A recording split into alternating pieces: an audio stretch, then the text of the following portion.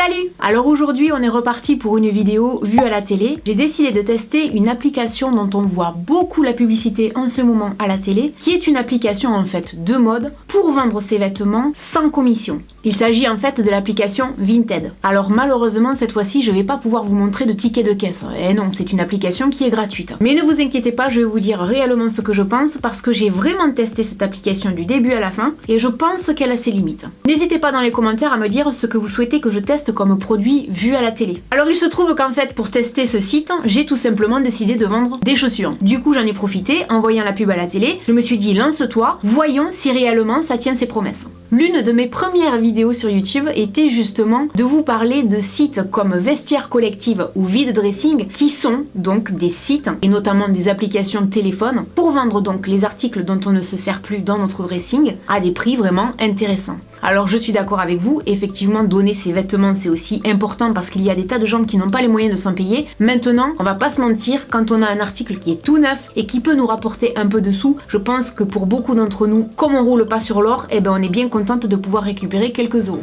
Donc en ce qui concerne l'application Vinted, dans un premier temps en fait il faut tout simplement télécharger l'application. Alors le premier bémol pour moi, quand on a fini de la télécharger, si on veut se connecter en créant son compte, ça fonctionne pas. On est obligé de se connecter avec nos réseaux sociaux. Du coup je me suis connectée avec mon compte Facebook. En fait je les soupçonne tout simplement de vouloir accéder le plus possible à nos coordonnées pour vérifier qu'on n'a pas un faux compte. Je pense que c'est une question de sécurité. Donc j'avais décidé de vendre 2 paires de chaussures neuves. Je les ai donc prises en photo et puis je les ai mises en ligne. Alors ce qu'il faut savoir quand on démarre sur ce site, c'est qu'on vous offre 3 boosts, c'est-à-dire 3 remontées gratuites qui normalement coûtent 1,98€ chacune. En fait ça vous permet de remonter tout en haut du catalogue pendant 3 jours. La première réflexion que je me suis faite, c'est que je ne devais certainement pas être la seule à utiliser ces boosts. Du coup, je sais pas vraiment si c'est utile ou pas. Toujours est-il que j'ai vendu ma première paire de chaussures en 48 heures. Donc oui, effectivement, c'est allé vite. Alors la paire de chaussures que j'avais vendue était affichée au prix de 25€. L'acheteuse a négocié à 20€, j'ai accepté et puis j'ai vendu ma paire de chaussures. Sachez que sur ce genre de site, les négociations c'est la base. Mettez toujours un prix un peu plus élevé parce que les gens vont toujours chercher à négocier. C'est un peu comme dans l'immobilier. Une fois que c'est vendu, l'acheteuse paye donc à Vinted la totalité de l'article plus les frais de port qui sont donc en fait conservés par la société le temps que vous envoyez le colis et que l'acheteuse déclare l'avoir bien reçu et valider la commande. Ce qui est bien, c'est qu'on peut discuter avec l'acheteuse. Du coup, je l'ai prévenue que j'allais avoir quelques jours de retard dans l'envoi. Elle a été super cool, elle m'a dit ouais, y a pas de souci. On nous laisse 5 jours pour envoyer le colis. Donc 5 jours, c'est quand même largement suffisant. J'ai envoyé le colis un mardi, elle l'a réceptionné le jeudi et le jeudi même, elle a confirmé la réception de l'article. Elle a noté mes qualités de vendeuse, elle m'a mis 5 sur 5 avec un super commentaire en plus. J'ai eu la chance moi aussi de pouvoir la noter parce que malheureusement sur les autres sites, je sais pas si ça a changé depuis, on ne peut noter que les vendeurs. Et ça, je trouve que c'est inadmissible. Parce que moi j'avais eu une mésaventure sur le site de Vide Dressing. J'avais vendu une paire de chaussures Christian Dior que je ne mettais plus.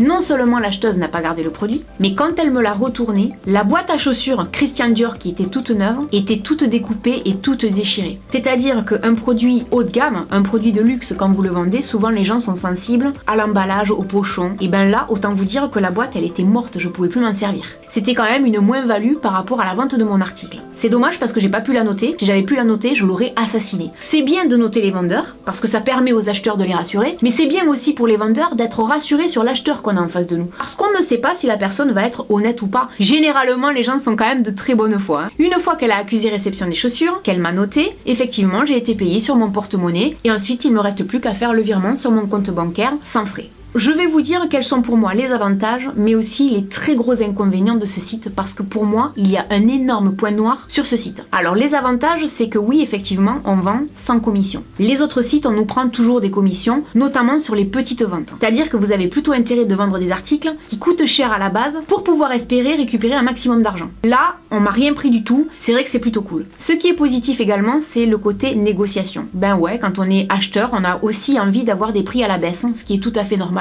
Donc ça c'est plutôt cool. Le fait de pouvoir discuter avec la vendeuse ou l'acheteuse, de pouvoir noter l'acheteuse ou la vendeuse, ça rassure tout le monde comme ça. La mise en ligne est ultra rapide. On a accès à des statistiques, c'est-à-dire qu'on sait exactement combien de gens ont vu le produit, combien de gens l'ont mis dans leurs favoris. Ça nous permet vraiment de jauger, voir si on a un prix qui correspond aux attentes des gens ou pas. On reçoit les notifications en temps réel des acheteuses, c'est-à-dire que vous savez qui a mis vos articles dans ses favoris. Ce qui est plutôt cool aussi, c'est qu'on ne vous prend aucune commission sur le virement bancaire que vous vous faites. Vide dressing, ils prennent 1 € à chaque fois. Franchement, je trouve que c'est abusé. Alors un autre point super sympa également, c'est qu'on peut géolocaliser la vendeuse. C'est-à-dire que moi je me suis rendu compte que effectivement sur cette application, il y a des gens qui habitent dans la même région que moi. Ce qui fait qu'on pourrait tout à fait se remettre l'article en main propre. Comme ça on paye pas de frais de port. On a également la possibilité d'échanger des vêtements. Alors ça c'est plutôt cool. C'est-à-dire que imaginons qu'à côté de chez moi il y ait une nana qui vende des vêtements qui m'intéressent et vice versa. Même plutôt que de payer, on peut faire du troc. Du genre ah bah tiens ta paire de chaussures me plaît bien ou ton sac est pas mal, on ne dépense pas d'argent. Ça je trouve que c'est une super astuce. Ce qui pour moi est un gros point noir sur cette application, ce sont les contrefaçons. Parce qu'effectivement, il y a des articles de luxe à la vente. Comment vous dire que l'autre jour, je suis tombée sur un sac Chanel qui me fait rêver, mais qui à la base coûte quand même, quand il est neuf, au minimum 3500 €. Généralement, c'est plutôt dans les 5000 €. Comment vous dire que l'autre jour, je l'ai trouvé à 400 €. Ce n'est pas possible. C'est forcément une contrefaçon. Un sac Chanel ne sera jamais vendu 400 € pour un sac qui en coûterait 3500 ou 4000. Allez sur tous les sites de vente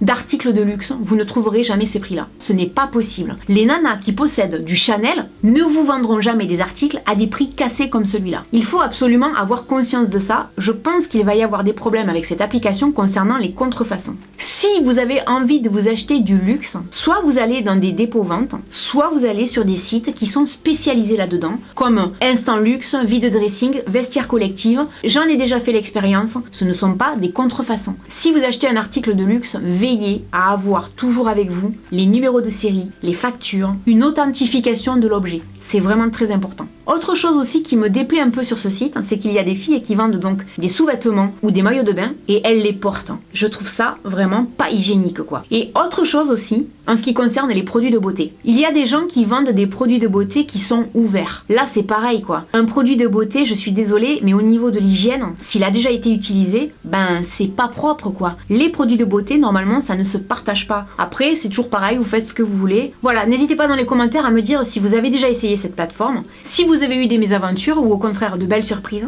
Et puis je vous dis à très bientôt dans une prochaine vidéo. Salut!